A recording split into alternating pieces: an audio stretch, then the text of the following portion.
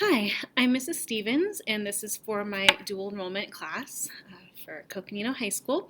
I hope you guys have been having fruitful discussions over Catcher in the Rye, especially while I've been out. But in case you guys need some guidance on how to analyze the text and what I want you guys to be getting out of this, I'm going to talk through hopefully the first 6 chapters today, and I'll do this for the rest of the book. So whether you guys need this in class or whether you're just at home and you want something to supplement your analysis of the text, here it is. So I do something that you guys might consider blasphemous, and this is a while ago, but you can hopefully see that I do highlight in my books and I do write in my books. I do recommend that if you go into English or a field where you need to analyze text, that you buy your texts. You can get this at Bookman's or at a used bookstore very inexpensively. And writing in the text helps you find quotes later on, which is evidence, and you can also start to analyze your ideas. So about halfway down the page, or a little bit more, Holden, who we don't know his name yet, but he is the narrator of Catcher in the Rye. He says, I'll just tell you about this madman stuff that happened to me around last Christmas, just before I got pretty run down and had to come out here and take it easy. So that's kind of code, and it's super subtle, but it sets the book in motion. All of this is told in flashback, which means that it happened before current day. And he says he had to go out somewhere and take it easy. That's a subtle way of saying that he's in a psychiatric hospital right now, that he had a mental breakdown. And that's really key for this book because it shows that he's an unreliable narrator. We can't always trust what he says.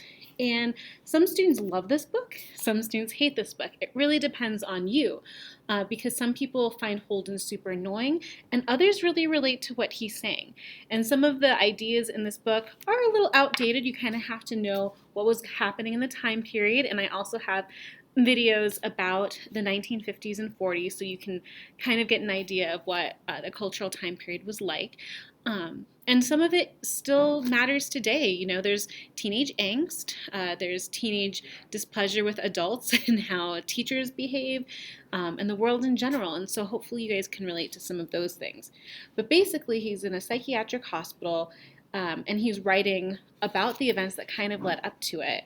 So he's unreliable. We can't necessarily trust what he says, or we have to take what he says at face value and then look at his actions. So that's something to pay attention to as you read the book.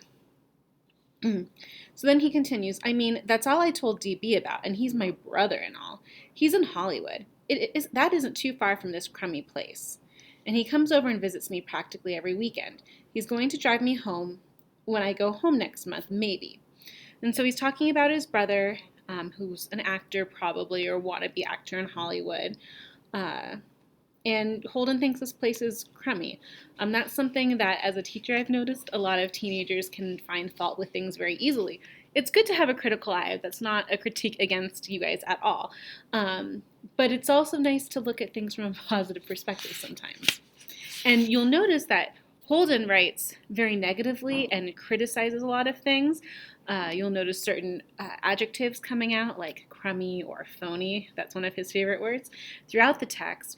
But his actions show that he has a more innocent or optimistic perspective, which is kind of interesting. And I know I'm jumping the gun here.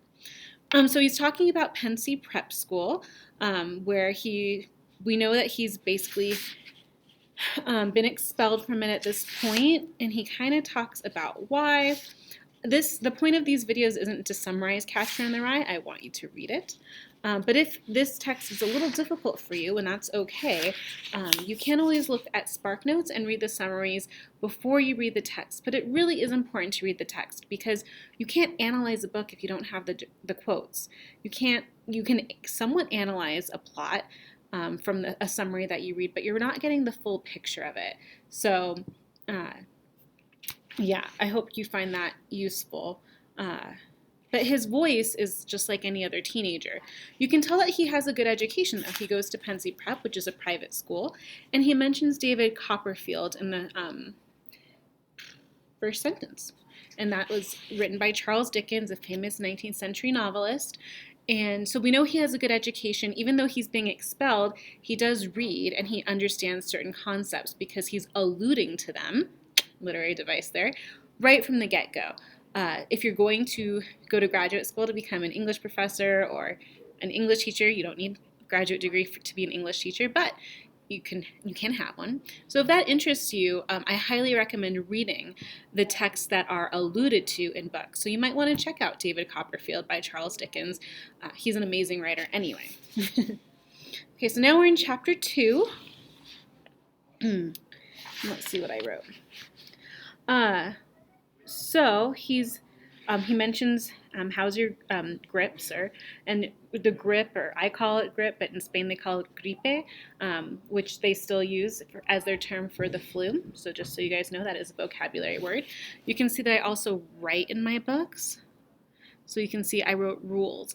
That was a pattern I noticed when I was in graduate schools. In a lot of books, they mention games. And the idea of having fun or playing games, like that's something all humans like to do. That's kind of a universal truth. And so he's talking about that. Life is a Game Boy. Life is a game that one plays according to the rules. And so life isn't just fun and games. We have rules to follow. And the rules are kind of ruining things for Holden right now. So that's something to consider. On page 12, if you have this edition, he mentions grand. That's a word I really hate. It's a phony. I could puke every time I hear it. And so he mentions phony a lot. In fact, you could definitely write an essay on what does Holden consider to be phony, and is it an accurate adjective to describe his feelings about something? But this is something that English teachers don't like either. There are certain words that we find to be overused, cliche, or not specific enough. And so for Holden, that, like, grand is one of them. Nice is another. Very, you can just use stronger adjectives or verbs instead. So mini word choice lesson there. And then on page 14, teachers and mentors. So usually in novels, which the first modern novel started in the 18th century in the English language. It started further back with Don Quixote in the Spanish language. But in order for a novel to take place, usually you have missing parents or missing mentors. And Holden's parents are definitely absent in this. We never see them. And his teachers can fall short too. But he writes, you can't stop a teacher when they really want to do something. They just do it. I had to sit there and listen to that crap. From my perspective, we teachers like to do the best we can for you guys and help you out. But from what I've heard from some of my former students, sometimes, as they say, the road to hell is paved with good intentions, and so teachers have good intentions and sometimes they turn out wrong. So I apologize if I ever did that to any of you, and hopefully none of you have had that experience, but our goal is to help you all, like not just in our contents, but also, for you guys as people.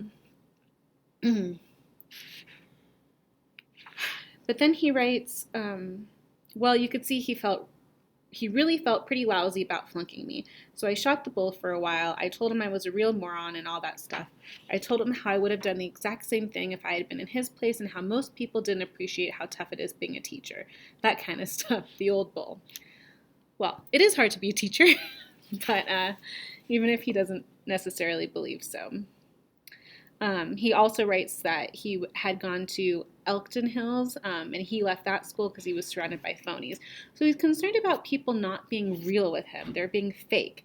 And it's kind of destroying his worldview because he does believe that the world is a beautiful place, but when he's surrounded by fake people, they kind of ruin it. So then we get to chapter 3, and we can see again from the very first sentence that he is an unreliable narrator. I'm the most terrific liar you ever saw in your life. It's awful. And so, again, how much of what we're seeing is that the truth, or is he just putting on an act for people, or is he lying to protect himself? Like, is that his way of putting a wall up to protect himself so he's not vulnerable and therefore can't get hurt from others? There's many reasons why people lie or put up walls, and I'm sure you guys do the same thing. So when we read books, we try to do like a person-to-person connection. Can you relate to the narrator? And you might not relate to Holden in many ways, but maybe in some. Let's see. He mentions the book Out of Africa by Isaac Dinesen. He said, I thought it was going to stink, but it didn't. It was a very good book. I'm quite illiterate, but I read a lot. So is he illiterate if he reads a lot? No. He's probably using that term figuratively. There's a lot of figurative speech in this. And if he appreciates it, again, he's not illiterate. And so on the next page, he talks about The Return of the Native, Of Human Bondage by Somerset Maugham, Thomas Hardy. Like, he talks about a lot of books. And so if you are familiar with those books, you probably know where Holden's coming from. Anyhow, then we hear about Ackley, and that's one of his roommates, and he has quite a negative description of him on page 23.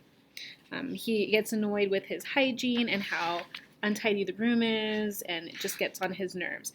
That being said, when you guys go to college one day, you'll have a roommate, and the dorm room's usually really small, and you can get on your nerves. I lucked out with my college roommate, but that doesn't mean it was smooth sailing the entire time. So when you live with someone and you didn't get to pick that person, it can be challenging at times. So yeah, we hear about his roommates. He has a lot of bad things to say. And then he talks about Stratlatter, who is partly a phony kind of friendly. So again, phony. And that takes us to chapter 4. And again, Ackley's a slob, Stratlatter, but different. He's a secret slob because he always looks all right, but all of his stuff is gross. So, again, Holden is criticizing these guys a lot. Yeah.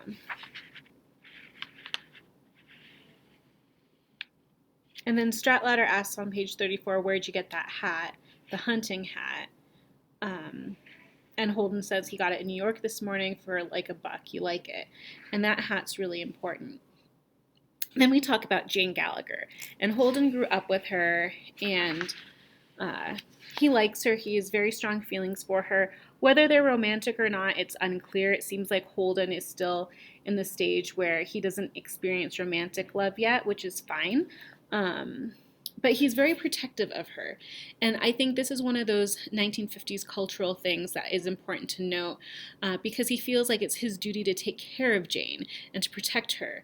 In this day and age, that would be seen as like chauvinistic or macho, like why can't she take care of herself? She can make decisions on her own.